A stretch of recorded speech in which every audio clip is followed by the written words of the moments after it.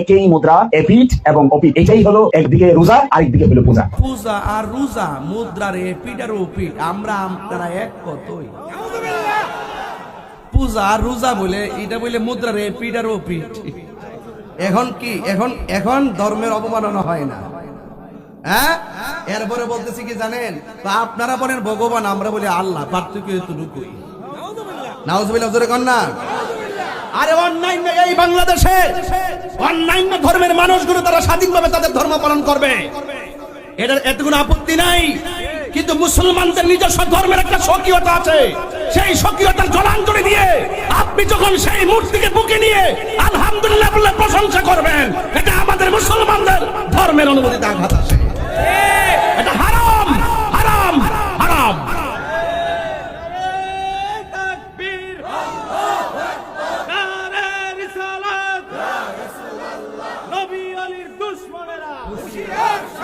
এখন তারা কেন বারবার